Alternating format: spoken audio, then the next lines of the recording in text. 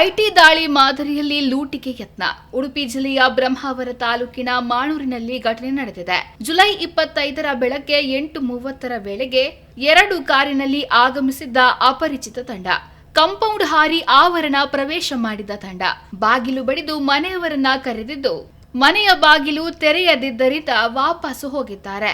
Innova Swift car ಬಳಸಿ ಕೃತ್ಯವನ್ನ ಎಸಗಲು ಪ್ರಯತ್ನಿಸಿದ್ದಾರೆ. Gate ತೆರೆಯಲು ಆಗದಿದ್ದರಿಂದ ಹಾನಿಗೊಳಿಸಿ ಕೆಲವೇ ಹೊತ್ತಿನಲ್ಲಿ ಹಿಂತಿರುಗಿ ಹೋಗಿದ್ದಾರೆ. 2 ಕಾರಿನಲ್ಲಿ ಆಗಮಿಸಿದ ತಂಡ ಐಟಿ ಅಧಿಕಾರಿಗಳಂತೆ ಆಗಮಿಸಿದ್ರು. ಜೊತೆಯಲ್ಲಿ ಪೊಲೀಸ್ ಪೇದೆಯಂತಿದ್ದ ಒಬ್ಬಾತ. ಸುಮಾರು 6ರಿಂದ 8 ಜನರು ಭಾಗಿಯಾಗಿದ್ರು. ಮನೆಯ ಮಾಲಕಿ ಕವಿತಾ ಅವರು ದೂರನ್ನ ನೀಡಿದ್ದು ಕೋಟಾ ಠಾಣೆಯಲ್ಲಿ ಪ್ರಕರಣ ದಾಖಲಾಗಿದೆ.